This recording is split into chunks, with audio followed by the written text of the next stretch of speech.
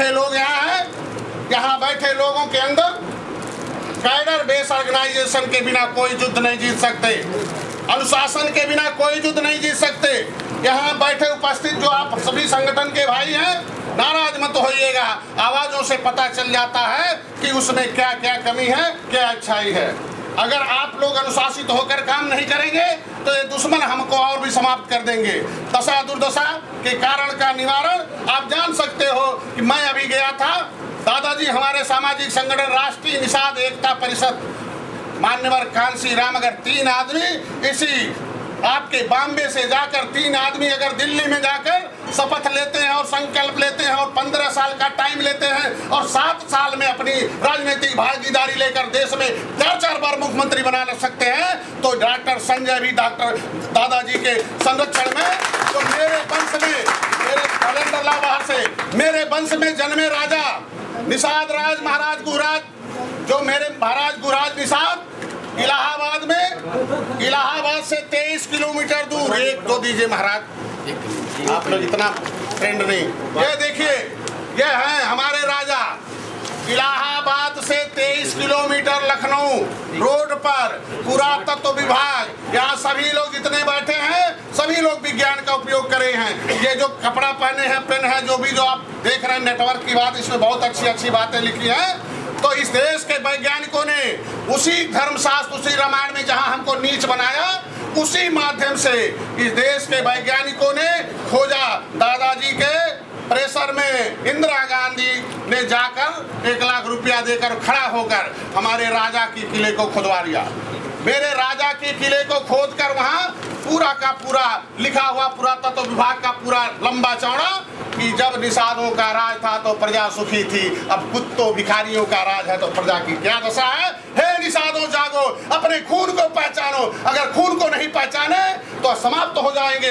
ऐसे कुछ नहीं होने वाला है इस देश में। अगर कांसी राम के जैसा कोई संगठन अगर निषादों का चल रहा हो, किसी जाति में चल रहा हो, चाहे हमारा बिंद हो, चाहे मेरा किसी भी बिरादरी का जो उपजात चला रहा है, वो अच्छा काम कर रहा है, क्योंकि हम सबको एक साथ नहीं जोड़ सकते, एक डिब्बे में नहीं बंद कर सकते।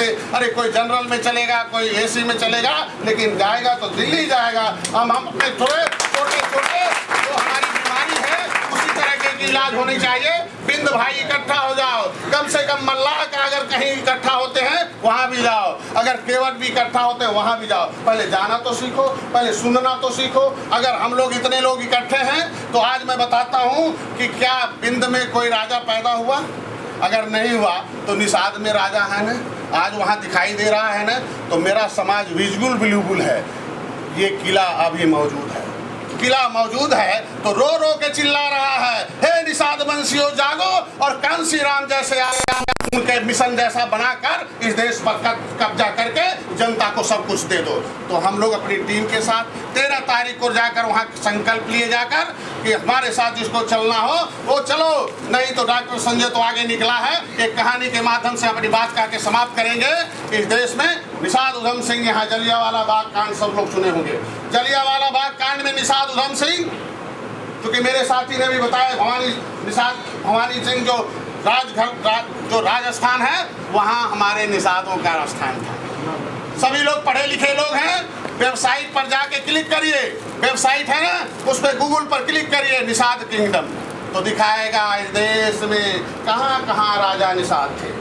अगर वेबसाइट पर उपलब्ध है, पूरी दुनिया के लोग उसको मानते हैं, तो निषादों को भी मानना पड़ेगा कि मेरे वंश में राजा थे। अरे आप नहीं मानेंगे, जिस दिन बच्चा आपका मानेगा तो आपको इज्जत देना बंद करेगा, क्योंकि कहेगा कि डॉक्टर संजय चिल्ला चिल्ला कहते थे, हे निषादों तुम राजवंशज के घराने के हो, अब जात रहना चाहते हो कि राजा के वंश का रहना चाहते हैं, ये तय कर लीजिए। आपको अगर आपके खून में राजा का खून है, एकलव्य आपके वंशज हैं, अगर निषाद राज महाराज गुहराज आपके वंशज हैं, तो आपको मानना पड़ेगा कि आपके वंश में राजा का खून है। अगर राजा का खून शांत हो जाए, राजा प्रजा के लिए लड़ता है, लेकिन अपने पुरखों का मान सम्मान स्वाभिमान बरकरार रखने के लिए सब काम करता है और अपने हथियार लेकर आगे उठता है। तो इस देश में जो भी बीत रहा है उसके लिए अगर निषाद आगे नहीं आएंगे और दूसरे को आगे करेंगे, वो कुत्तों से टिकट मांगने का काम करेंगे, तो कांसी राम से सीख लीजिए। उसने कहा था मेरा राज दरबार था, मेरे राजा थे तो देने का काम करते थे, मांगने का काम नहीं करते थे। तो मांगना बंद कर दो, जागो, तुम्हारे वंश में राजा थे तो देने वाला बनो, और देने वाला बनने के लिए अनुशासन में रहना पड़ेगा। अनुशासन जो होता है संगठन सिखाता है। तो हम लोग कैडर बेस ऑर्गेनाइजेशन एक इकट्ठा किए हैं कि हर जाति के लोग जो संगठन बनाए हैं वो बहुत अच्छा काम किए हैं। कम से कम एक स्कूल खोलकर उसमें लोगों को पढ़ाने के लिए, चाहे उर्दू पढ़ो चाहे अंग्रेजी पढ़ो, पढ़ने के लिए आया। तो कसम खाए हुए 3500 वर्ष से कि हम संगठित नहीं होंगे, हम पढ़ेंगे नहीं, सुनेंगे नहीं, बल्कि दूसरे की बात सुनेंगे, ब्राह्मणों से सुनेंगे, ठाकुरों से सुनेंगे, अपने भाई से नहीं सुनेंगे। लेकिन सुनाने के लिए आज बिंद समाज लोग यहाँ इकट्ठे हैं। तो मैं एक थोड़ी बात इनके बारे में बताना चाहता हूँ कि राजवंशज घराने के किला मौजूद है। विश्वास करेंगे कि नहीं करेंगे? बोलो भाई, करेंगे। अगर आपके वंश में राजा थे, वहाँ सरकार ने लिख रखा है कि महाराजा गुहराज निषाद। तो आप राजा बनना चाहते हो कि नौकर बनना चाहते हैं, ये तय कर लीजिए। अगर राजा बनना चाहते हैं तो राजा का नाम लेना पड़ेगा, नहीं तो नौकर बनना चाहते हैं तो मत बोलो। तो अगर राजा निषाद थे तो राजा का नाम लेंगे कि नहीं लेंगे? तो निषाद अगर नाम है और राजा थे तो दोनों नाम लेंगे कि नहीं लेंगे? क्योंकि दुश्मनों ने निषाद को जाति बना दिया है। निषाद जाति है कि संस्कृत है? संस्कृत है। अगर निषाद संस्कृत है, क्योंकि राजा संस्कृत से देश चलाता है, न कि जाति से चलाता है। जब मैं नहीं कहता हूँ, सरकार कहती है, दुनिया के लोग मिलके कहते हैं कि जब निषादों का राज था तो प्रजा सुखी थी। दुनिया में 3 रुपए में 1 रुपए भारत का चलता था, 75% एजुकेशन था, 2 करोड़ आबादी थी। इसमें फर्स्ट में मेरा राज था। मैं नहीं कहता हूँ, अमर्त्य सेन शास्त्री जो बीत चुके, उस जो वो क्या नाम है, अर्थशास्त्री हैं जिनको अभी नोबेल प्राइज मिला है, उसने जस्टिस ऑफ इंडिया एक किताब लिखी, उसमें जाके पन्ना उलट के देख लीजिए, 111 नंबर पन्ना। उसमें पढ़िए कि देश में जब निषादों का राज था तो क्या था। मैं नहीं कहता हूँ, दूसरे दुनिया के लोग चीख चीख चिल्ला रहे हैं निषादों का राज था, निषादों का राज था। तो हे निषाद वंशियों, आज कम से कम एक बार अपने राजा का तो नाम लो जोरदार तरीके से। लेंगे कि नहीं लेंगे? तो मैं बोल रहा हूँ, एक बार बोलो, जय निषाद राज। अरे शेर जो होता है बकरी बन जाए, बकरी कितनों मीमी करेगी, शेर जो है उस जो कसाई है उसको काट देता है। कसाई का काम जो होता है वो कसाई है। अगर हमारे इन राजाओं का इतिहास मिटाने का जिसने भी काम किया, क्या वो मेरा भाई है कि कसाई है? ऐसे कसाईयों के पीछे चलेंगे कि आप अपने आगे निकलेंगे? अगर आगे निकलना होगा तो शेर बनना पड़ेगा, क्योंकि शेर भी 10 कदम चलता है तो 10 कदम चलने के बाद वो पीछे मुड़कर देखता है। सही है कि नहीं? दुनिया में ताकत तो कभी भी सिनेमा में देखिए, डिस्कवरी में देखिए, 10 कदम चलने के बाद वो पीछे देखता है। तो ये मेरे नौजवानों, मेरे साथियों, क्या आज़ादी के 63 वर्ष वो बीत चुके, आपने पीछे मुड़कर देखा? धर्मशास्त्रों में राजा हमारे एकलव्य, मेरे राजा एकलव्य का अंगूठा कटा, मालूम है? दिया था कि जबरदस्ती काटा गया था? अरे जबरदस्ती काटा था। धर्मशास्त्र ने गलत लिखा है, मैं मानता हूँ उसको।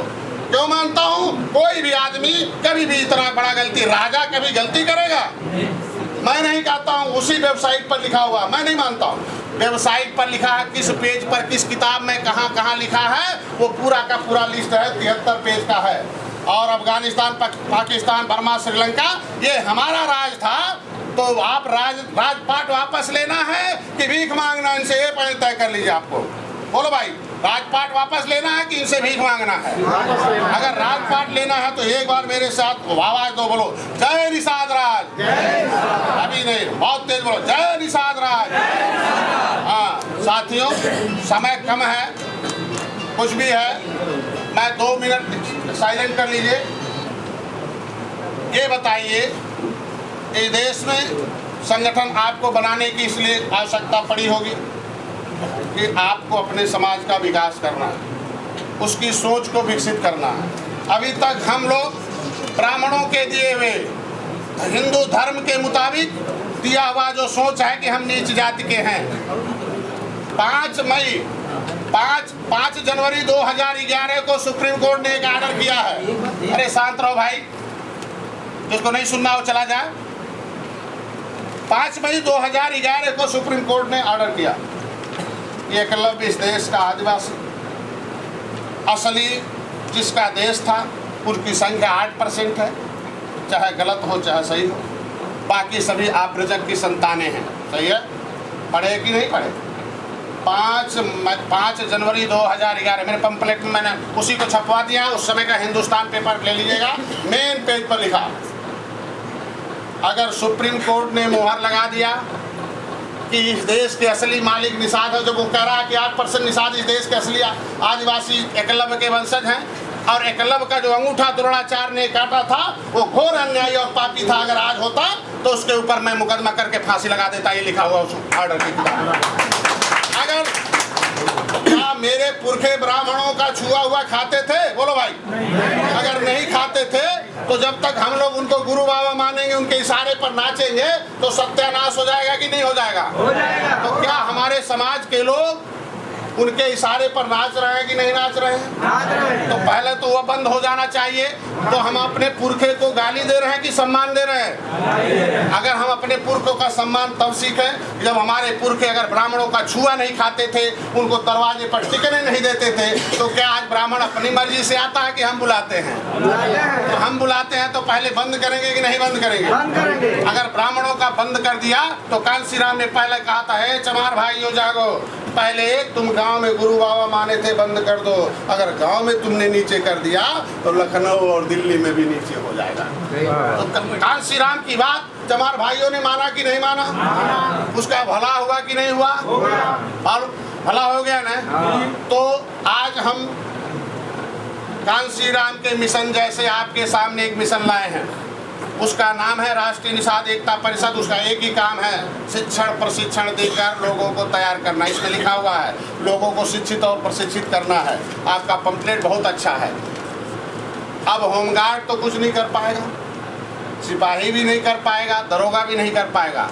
डीजीपी जो आदेश देता है वो करता है, और डीजीपी भी कुछ नहीं करता इस देश में जब तक उसका मुख्यमंत्री आदेश नहीं करे, और मुख्यमंत्री भी नहीं कुछ करता जब तक प्रधानमंत्री करता है। तो प्रधानमंत्री क्या हम बनाते हैं, वोट बनाता है, नेता बनाता है कि संगठन बनाता है? अरे संगठन बनाता है। हम वोट देते रहे, सोनिया गांधी जिसको, वो कांग्रेस जिसको, वो सोनिया गांधी जिसको चाहती है उसको प्रधानमंत्री बनाती है। सही है कि नहीं है? बाम सेठ जिसको चाहता है उसको प्रधानमंत्री बनाएगा। आज मायावती को बाम सेठ चाहता है तो मुख्यमंत्री बनाता है कि नहीं बनाता है? आज आरएसएस चाहता है कि देश में अगर प्रधानमंत्री ब्राह्मण होगा तो बनाता है कि नहीं बनाता है? तो आपका ऐसा कोई संगठन है जो आरएसएस जैसे शिक्षण दे रहा है, आरएसएस जैसे विंग तैयार कर रहा है? अगर है कोई तो मैं अपने साथियों और मिशन के सभी सिपाहियों साथ स्वर सुनकर उसके साथ चलकर काम करने के लिए तैयार हूँ। मेरे बीच में यहाँ आने के बाद एक सबसे सिपाही हमारे दीपचंद जी मिले हैं, और उनके पास ढेर सारा इतिहास है। अभी इतिहास पढ़ने का टाइम नहीं, मैं कुल्लू दे के जा रहा हूँ। एक दिन बड़ा हाल बुक करो, उसमें केवट, मल्ला, बिंद, कश्यप, धीवर, जितने रैकवार हैं सबको बुलाओ, और जब तक इतिहास नहीं जानेंगे कुछ नहीं होगा, क्योंकि history is the mother of politics and the movement is the father of politics. कहा जाता है जो इतिहास नहीं जानता कभी इतिहास नहीं बना सकता। मैं कहता हूँ दादाजी हमारे बताते हैं कि अगर जिस बच्चे को अपने बाप के बारे में पता न हो उसका चेहरा झुका रहता है। अगर हमको अपने पुरखे के बारे में पता नहीं होगा तो मेरा भी तो मेरे पुरखों की जानकारी को इन लोगों ने समाप्त कर दिया है। उसी समाप्ति के दृष्टिकोण से जिस निषाद को पता चल जाए कि मेरे वंश में राजा थे, तो क्या वो अंधा भी होगा तो बहुत चुस्त होगा, चाहे आँख होगा चाहे नहीं होगा, बीमार होगा चाहे इंजीनियर होगा, चाहे डॉक्टर होगा, चाहे नेता होगा, हर आदमी अपने वंश के राजा को पहचान लेगा कि नहीं पहचान लेगा? तो आज के दिन में चमार भाइयों ने जय भीम बोलकर सभी चमार को इकट्ठा कर लिया कि नहीं कर लिया? कि भीम 32 करोड़ देवता तुम्हारे काम नहीं आए, लेकिन भीमराव अम्बेडकर ने तुमको एक बंदूक दे दिया कि हम जीवन भर हरवाही करते थक गए, और वो बंदूक दिया कि अंधेरे में चलाओगे उजाले में गिरेंगे धम्म से। सही है कि नहीं है? तो चमार भाइयों ने उनकी बात को पहचाना और समझ गए कौन सी बंदूक है, वो वोट का है, एक इशारे पर। सही है कि नहीं है? आज के दिन में जहाँ चमार भाई रहते हैं, अगर नीला झंडा हाथी मायावती देख ले तो सारे बिरादरी के जितने पार्टियां बनी हैं, हमारे बिरादरी की 32 पार्टियां बनी हैं, वो लोग भी कहते हैं भैया वहाँ गए पर्ची उर्ची फेंकल बेकार है, कुल दारू वारू रुपया ले लें, पर्ची सब घट कर जाएंगे, लेकिन वोट देंगे हाथी। अगर उधर देखो साइकिल वाला है तो हमारे सारे लोग घूम जाते कहें भैया वही भाई हैं, पहले रहा 60 साल बाद बुद्धि होत रहा, अब सब होशियार हो गए हैं, उन्हें है मुलायम के कहूँ नहीं जाते। लेकिन निषादे के गाँव में सबकर गाड़ी आवत है और ऐसे कहते हैं निषादे सारे यह बिकाऊ और पियाऊ है, टिकाऊ नहीं है, इनको खरीदो, इनको दारू पियाओ, इनको सब ले लो। तो साथियों क्या ये अन्याय, ये दाग आप लोग रखना चाहते हो कि मिटाना चाहते हो? अगर मिटाना चाहते हो तो साबुन चाहिए, मिटाना चाहते तो हथियार चाहिए, बिना हथियार के कोई भी लड़ाई नहीं हो सकती। हो सकती है क्या? अगर नहीं हो सकती है तो चमार भाई क्या ऐसे लड़ गए कि हथियार बनाया? हथियार बनाया, और उस हथियार को चलाने का तरीका नहीं होगा तो चमार भाई पहले चलाते तो मर जाते। जगजीवन राम जैसा बहुत ताकतवर नेता पैदा किया, सुशील कुमार शिंदे जैसा बहुत ताकतवर नेता पैदा हुआ, तब भी चमार गोबर का दाना खाता था, कुछ नहीं होता था। 133 सांसद, 1055 विधायक पूरे देश से हर 5 साल पर आते हैं, और बहुत ढेर सारे IAS PCS जो 1931 से रिजर्व होकर आते हैं। क्या चमारों ने संतोष किया उन विधायक, MP, MLA और उन IAS PCS पर? नहीं संतोष किया। उसने क्या किया कि जिसका राजा होता है, जिस समाज का राजा होता है वो समाज ताजा होता है, और बाकी लोग बासा होते हैं। जिसका दल होता है, उसका बल होता है, उसके समस्याओं का हल होता है। क्या भाई बिंद भाई इकट्ठा वोट डाल के आप अपना राजा बना लोगे? नहीं बना पाएंगे। केवट भाई का इकट्ठा हो गए, केवट भाई भी आए हैं, क्या अपना केवट भाई इकट्ठा हो गए बना लेंगे? नहीं बना लेंगे। लेकिन आज के देश में ब्राह्मण इकट्ठा हो गए हैं, तिवारी लिखते हैं, चौबे लिखते हैं, पदिया लिखते हैं, त्रिवेदी लिखते हैं, चाहे एको वेद का जानकार न हो, लिखता है तीनों वेद के जान है, झूठा आदमी वो है, एको वेद का जानकार नहीं, उसके घर में वेद भी नहीं है, मेरे पास वेद है, लेकिन लिखता त्रिवेदी, द्विवेदी, चतुर्वेदी, चारों वेद का गिनाता। झूठा है कि नहीं है? बोलो, झूठा है ना? चतुर्वेदी। तो ऐसे झूठे आदमियों के साथ चलना शुरू करेंगे? अरे झूठों से भी सीख लो। उन्हीं चमार भाई ब्राह्मणों ठाकुरों के यहाँ हरवाही करते हुए उन लोगों ने किससे सीखा? ब्राह्मणों से सीखा। और ब्राह्मण किससे सीखे?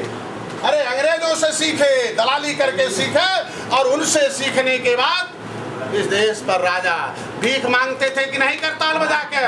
बोलो भाई। और भीख बनाकर मांगते थे तो 1952 में, कब पहला चुनाव हुआ? 1952 में। कब देश आजाद हुआ? 1947 में। 1947 में देश आजाद हुआ। उससे पहले किसका राज था? अंग्रेजों का। अंग्रेजों से पहले किसका राज था? मुसलमानों का। मुसलमानों से पहले किसका राज था? आर्यों का। आर्यों से पहले किसका राज था? आप बोलो। द्रविड़ों का। अरे निषादों का राज था। बोलो जय निषाद राज। लेकिन आपके पुरखे 1952 में वोट डाले। गलती हो रही है। अगर गलती नहीं होती तो आज हमारा वोट है, मेरा नोट है, सबसे ज्यादा टैक्स हम देते, सबसे ज्यादा संख्या हमारी है, सबसे ज्यादा वोट हमारा है, तो आज ऐसी हाल में बैठे रहते हैं। सही है कि नहीं? सही है। लेकिन गलती हुई है, फिर आगे गलती करना चाहते हैं कि उसको सीखना चाहते हैं? अगर गलती न हो तो 2 मिनट का समय और चाहते हैं हम। मैं चाहता हूं कि 1952 में पहला चुनाव हुआ, मेरे बाप दादाओं ने वोट डाला। उस वोट डालने के पहले, सुनो भाई, पहली बार वोट डाला तो पंडित जवाहरलाल नेहरू प्रधानमंत्री हो गए। हमारे उत्तर प्रदेश के सभी ज्यादातर लोग उत्तर प्रदेश के इसमें होंगे, कुछ लोग आके गुजरात कहीं बस गए होंगे, लेकिन इसमें ज्यादातर 90% लोग कहाँ के हैं? उत्तर प्रदेश के। उत्तर प्रदेश के लोगों ने वोट डाला तो पहला मुख्यमंत्री गोविंद बल्लभ पंत हुए। सही है ना? किसके वोट से? हमारे दादा के वोट से। तो जब गोविंद बल्लभ पंत के बाप क्या करते थे? अरे करताल बजाते थे। बोलो काहे डरा रहे? ये गुरु बाबा खिलाफ बोलना नहीं चाहते, दादा नरक हो जाएगा। बोलो सही है ना? सही क्या बजाते थे ब्राह्मण? अगर मेरे बाप ने वोट डाला मेरे दादा ने, तो क्या गलती हो गई कि जो करताल बजाते थे उनको गद्दी मिल गई। मतलब भिखमंगों को आप गद्दी दे दिया, और जो राजा थे कहाँ हैं?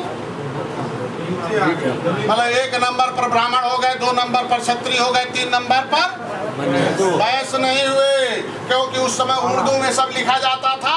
उर्दू कौन पढ़ते थे? तो नौकरी कौन करता था? पैसा किसको मिलता था? मुसलमानों को। मुसलमान को, इसलिए नौकरी मुसलमान करते थे। तो 3 नंबर पर ये सामाजिक स्थिति मैं बता रहा हूँ, क्योंकि बिंद आपने समाज के नाते लिखा है कि हमारा एक सामाजिक समूह है बिंद। जब दूसरे ने इज्जत नहीं दिया तो आप संगठन नहीं बनाओगे। इससे पहले केवट ने बनाया, मल्लाह ने बनाया, तमाम लोगों ने बनाया है, लेकिन हम लोग निकले हैं सबको इज्जत देते हुए एक करने का कोशिश कर रहे हैं। लेकिन एक करने के लिए आपके पास कोई एडहेसिव होना चाहिए ना, जोड़ने के लिए कोई लाशा होना चाहिए कि नहीं होना चाहिए। तो चमार भाई भी ऐसे 75 संगठन बनाए थे। मोची का अलग था, जाटव का अलग था, चमार का अलग था। 72 जातियाँ थीं, लेकिन उस 72 जातियों में जय भीम का नारा दिया, सारे चमार इकट्ठे हो गए कि नहीं हो गए? और जय भीम का नारा देकर आप इकट्ठे हो गए, मुख्यमंत्री बना लिया कि नहीं लिखा? अपने भाग्य लिखवा लिया कि नहीं लिखवा लिया? आदमी हो गए कि नहीं हो गए? तो आप उन्हीं से सीख लो कि देखो, अगर मुसलमान नौकरी करते थे 3 नंबर पर, लाला भी पढ़ते थे उर्दू 4 नंबर पर। और टाइम में घंटा ज्यादा हो गया। अरे 1 मिनट रुको भाई, 5 मिनट उससे बात कर लो। 5 मिनट आप बात करो ना, वो सिर्फ 5 मिनट के लिए हो गया, हो गया। चलो एक्सक्यूज मी, कुछ कमेटी का भी वो है, हो गया। ये मेरा स्लिप है, वो बता दें आपको कि जोड़ने का तरीका नहीं रहेगा। फिर जाएंगे आपको चिल्लाते ही बोल रहे हैं कि पैसा नहीं दिया और कैलेंडर नहीं ले गए। बात तमाम समस्या हो रही है। अभी हमारे एक अध्यक्ष महोदय गिना रहे थे, इनके अंदर रिएक्शन करा दो।